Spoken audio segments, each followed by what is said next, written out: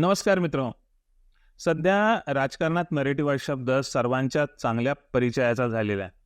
निवडणुकीत मतदान करण्यासाठी जनमत प्रभावी करायला एखाद्या गोष्टीचं नरेटिव्ह सेट करणं किती गरजेचं असतं हे आपण गेल्या काही निवडणुकात वारंवार अनुभवलेलं आहे. आणि आता महाराष्ट्र विधानसभा निवडणुकीच्या निमित्ताने तोच कित्ता पुन्हा गिरवला जातोय. होय, महायुतीकडून ज्या वेगवान पद्धतीनं त्यांनी मागच्या 2.5 वर्षाच्या कालखंडात न केलेल्या विकास कामांचं किंवा दुसऱ्यांनी केलेल्या विकास कामाचं श्रेय लाटून ते सगळं काम कसं आम्हीच केलंय असं खोटं नरेटिव्ह सेट करण्याची जी सुरुवात झाली आहे ना, ती खरंच खूप भयानक आहे. कारण खोटं किती प्रभावीपणे आणि ताकदीनं बोललं जाऊ शकतं याचं उत्तम उदाहरण म्हणजे सध्या टीव्ही आणि आपल्या सोशल मीडियावर दिसत असलेल्या महायुतीच्या जाहिराती आहेत. यातील 90% अधिक जाहिराती या तद्दन खोट्या आणि खोडसाळपणा करणाऱ्या आहेत हे मला इथे नमूद करायचंय. म्हणून निवडणुकांच्या आधी केल्या जाणाऱ्या घोषणा आणि जाहिराती या किती खऱ्या असतात तर किती खोट्या असतात आणि किती फसव्या असतात याचा आपण आता साकल्यानं विचार केला पाहिजे. आणि याची गरज का आहे ते माहिती आहे का तुम्हाला? तर नुकतीच एक जाहिरात माझ्या नजरेत आली. जाहिरात आहे महायुतीची. त्यात सार्वजनिक बांधकाम मंत्री रवींद्र चव्हाण यांनी केलेले काही दावे हे माझ्या पहिल्याच नजरेत किती खोटे आहेत हे पत्रकार म्हणून माझ्या नजरेतून चुकलं नाही. पण सामान्य जनता अशा भूलथापांना लगेच बळी पडते आणि निवडणुकीत मतदान करताना मात्र चुकीचा निर्णय घेऊन बसते. म्हणून आपण या खोट्या जाहिरातींचा पंचनामा करायला सुरुवात केलीच पाहिजे. आजच्या या व्हिडिओत आपण हाच पंचनामा महायुतीच्या जाहिरातीची करणार आहोत. व्हिडिओ शेवटपर्यंत पहा, कारण या जाहिरातीच्या खोटेपणाविषयी आपण बोलणार आहोत ना, त्याचे सर्व पुरावे या व्हिडिओत तुम्हाला टप्प्याटप्प्याने पाहायला मिळतील. नमस्कार, मी वैभव छाया. आपणा सर्वांचं स्वागत आहे माझ्या यूट्यूब चॅनलवर, वैभव छाया टॉक्स या चॅनलवर. व्हिडिओ सुरू करण्याआधी एक नम्र आवाहन. आपण व्हिडिओ पाहता पण बऱ्याचदा लाईक आणि सबस्क्राईब करायला विसरून जाता. म्हणून हे नम्र आव्हान असं की जर तुम्ही व्हिडिओ लाईक केला नसेल, चॅनल सबस्क्राईब केलं नसेल तर जरूर करा. तेवढीच मला मदत होईल. थँक्यू. आणि सुरुवात करूयात आजच्या मुख्य विषयाला. महाराष्ट्र विधानसभेच्या निवडणुका जसजशा जवळ येऊ लागल्या आहेत तसतशा निवडणुकांच्या जाहिरातींचा वेग वाढू लागलेला आहे. प्रत्येकजण आपल्या मागच्या 5 वर्षांच्या कालावधीतल्या कामांचा लेखाजोखा जनतेसमोर मांडण्याचा प्रयत्न अतिशय हिरहिरीने करू लागलाय. निवडणुका म्हटल्या की जाहिरातींचा आणि प्रचाराचा भाडीवार आलाच. त्यात काही चुकीचं देखील नाही. पण काही उमेदवार मात्र या प्रचाराची पातळी ओलांडताना आपण पाहतोय. आपण जो प्रचार करतोय तो किती खरा आणि किती खोटा हे तपासण्याच्या भानगडीत देखील पडत नाहीत. उलट पक्षी किती जास्त खोटं बोलता येईल यावरच त्यांची भिस्त असते. असाच एक प्रकार महायुतीकडून झालेला आहे. तोच तुमच्या निदर्शनास आणून द्यायचा आहे. भाजपचे आमदार रवींद्र चव्हाण यांनी महायुतीच्या प्रचारासाठी अशीच एक खोटी जाहिरात प्रकाशित केलेली आहे. ती जाहिरात काय आहे ते आधी आपण पाहूयात.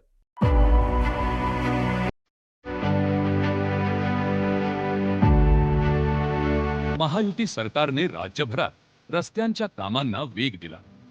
2 वर्षात बांधकाम विभागानं राज्यभरात रस्ते, पूल आणि इमारतींच्या कामांसाठी तब्बल 56,442 कोटींचा निधी दिला आहे.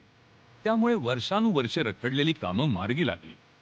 चंद्रपूर जिल्ह्यातील ब्रह्मपुरी विधानसभा मतदारसंघात बांधकाम विभागानं केलेली कामे पुढील प्रमाणे.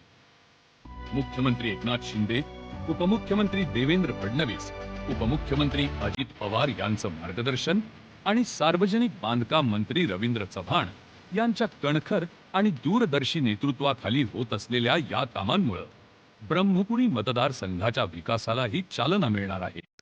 या लिंकवर दिनांक 14 ऑक्टोबर 2024 रोजी रवींद्र दादा चव्हाण या ट्विटर हँडलवरून, जे आमदार रवींद्र चव्हाण यांचं अधिकृत ट्विटर हँडल आहे, त्यावरून हा कथित व्हिडिओ अपलोड झालेला आहे. या व्हिडिओची एक झलक जरूर पहा. बरं, या लिंकवर या विकास कामांचा व्हिडिओ अपलोड केलेला आहे ना, त्या व्हिडिओ खाली कमेंट सेक्शन ऑफ करून ठेवण्यात आलेलं आहे.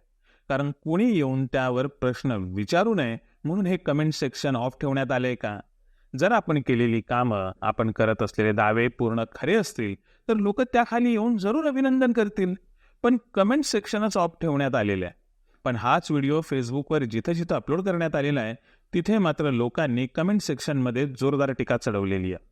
आता तुम्ही जी जाहिरात पाहिली ना, त्यात महायुतीनं म्हणजेच पर्यायानं आलेले रवींद्र चव्हाण यांनी केलेले दावे काय होते ते पुन्हा एकदा आपण पाहूयात, म्हणजे जरा सविस्तर पद्धतीने पाहूयात आणि त्यानंतर पाहूयात की हे दावे कसे खोटे आहेत आणि त्यांचं श्रेय कसं हिसकावून घेतलेलं आहे.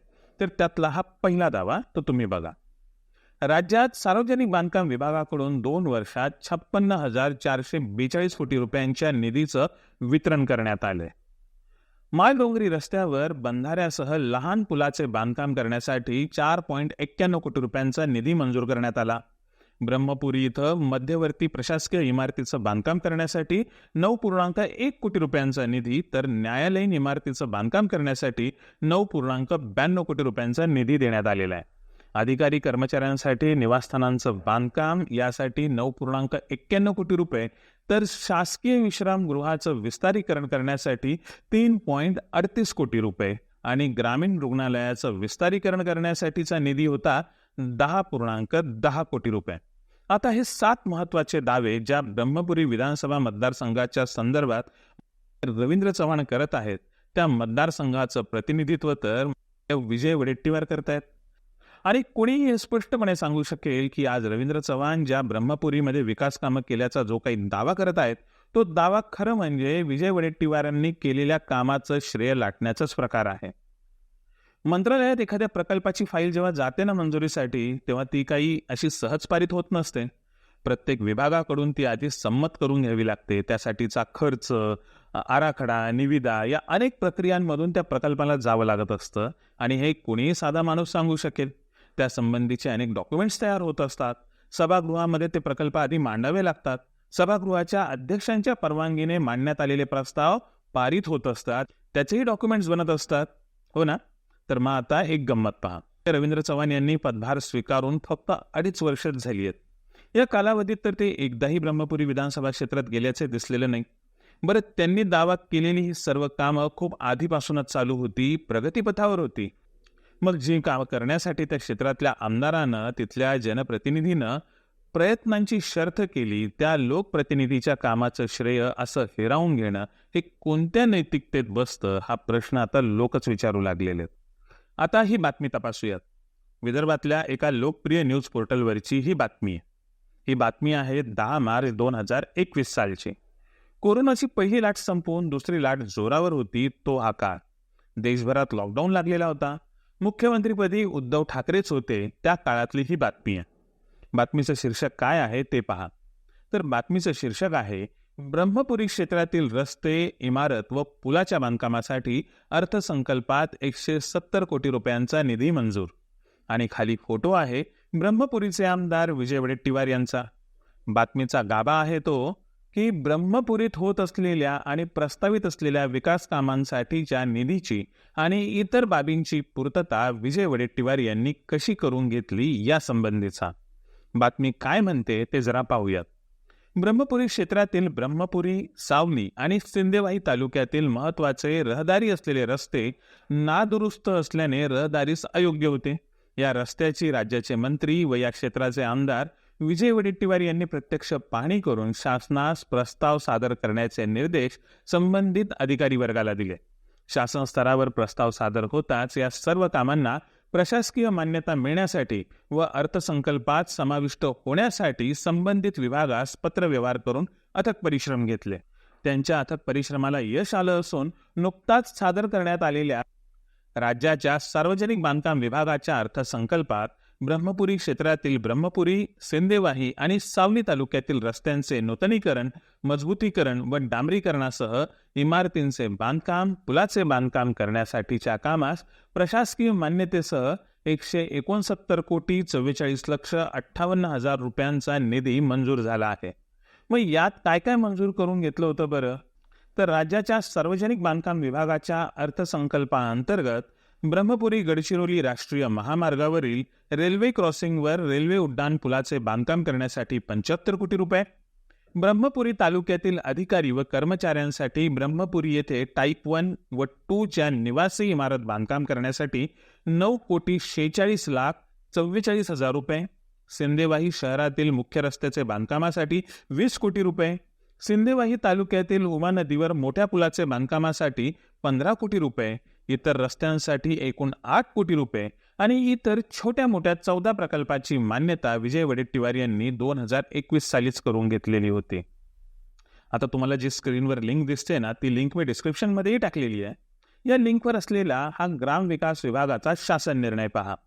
शुक्रवार दिनांक 17 मार्च 2023 रोजी जाहीर झालेलं हे डॉक्युमेंट देखील पहा. यात स्पष्टपणे उल्लेख आहे, ब्रह्मपुरी येथील 100 खाटांचे उपजिल्हा ग्रामीण रुग्णालयातील वैद्यकीय अधिकारी व कर्मचाऱ्यांसाठी निवासस्थानाचे बांधकाम करण्यासाठी टाईप 1, 2, टाईप 3 व 4 चे अधीक्षक अभियंता सार्वजनिक बांधकाम विभाग चंद्रपूर यांनी रितसर प्रस्ताव तयार करून जिल्हा शल्य चिकित्सक सामान्य रुग्णालय चंद्रपूर यांच्या मार्फतीनं ग्रामविकास विभाग मंत्रालय मुंबई यांच्याकडे मंजुरीकरिता प्रस्ताव पाठवण्यात येणे. मागणी क्रमांक L3 मुख्य लेखा शीर्ष 2415 कृषी विषयक संशोधन शिक्षण रुपये 11,34,14,000 श्री विजय वडेट्टीवार. रवींद्र चव्हाण हे ठाणे जिल्ह्यातल्या डोंबिवली मतदारसंघातून 2009, 14 आणि 19 असे सलग 3 वेळा आमदार म्हणून निवडून आलेले. त्यांनी वैद्यकीय शिक्षण, माहिती आणि तंत्रज्ञान, खाद्य आणि नागरी पुरवठा, ग्राहक संरक्षण आणि बंदरे या खात्यांचं राज्यमंत्रीपद सांभाळलेलं आहे. आणि आता 2022 साली स्थापन झालेल्या एकनाथ शिंदे यांच्या मंत्रिमंडळात ते कॅबिनेट मंत्री आहेत. सध्या त्यांच्याकडे सार्वजनिक बांधकाम, अन्न आणि नागरी पुरवठा तसंच ग्राहक संरक्षक ही खाती देण्यात आलेली आहेत. 2022 साली मंत्रिपद स्वीकारलेल्या मंत्री महोदयांनी 2019 पासून प्रस्तावित असलेल्या आणि 2021 साली मंजूर झालेल्या कामांचं श्रेय हिरावून घेण्याच्या या वृत्तीला तुम्ही काय म्हणाल ते मला सांगा. विजय वडेट्टीवार यांनी जी कामे स्वतः मंजूर करून घेतली होती त्या कामांचं श्रेय स्वतःच्या नावावर खपवणारे व्हिडिओ व्हायरल करताना म्हणूनच की काय त्यांना कमेंट सेक्शन देखील ऑफ ठेवावं लागलेलं आहे. मी यावर फार काही बोलू इच्छित नाही. जो दावा होता तो दावा आधी तुमच्यासमोर मांडला आणि तो कसा खोटा आहे हे देखील शासन निर्णयांचाच पुरावा देऊन त्याची मांडणी तुमच्यासमोर केली आहे. या उपर आता काय बोलावं? घोडा मैदान जवळ आहे. आपलं मत खूप अमूल्य आहे. ते मत ठरवतं की आपला प्रतिनिधी कोण असेल. इतकी मोठी ताकद या मतानं आपल्याला दिलेली आहे. निवडणुका जवळच आहेत. 2 आठवड्यांवर निवडणुका आलेल्या आहेत. या दरम्यान प्रचाराची उत्सुकता आणि प्रचाराची सीमा अतिशय परमोच्च पातळीवर जाणार आहे. म्हणून मतदान करताना फक्त हाच विचार करा की खोटं बोलणारी माणसं आपण निवडणार आहोत की आपण त्यांना धडा शिकवणार आहोत. भेटूयात नवीन एपिसोडमध्ये, नवीन व्हिडिओमध्ये, नवीन विषयासह. तोपर्यंत तुम्ही सतर्क राहा. सगळ्या समोर येणाऱ्या फेक न्यूज आणि येणारे खोटे व्हिडिओ यांची सत्यता तपासायला शिका. कारण निवडणुकीचं मत 5 वर्षात एकदाच देता येतं. यावेळेस ते मत, तो निर्णय चुकता कामा नये. सतर्क राहा. हेच आपली खरं नागरिक असण्याची खरी ओळख आहे. थँक्यू.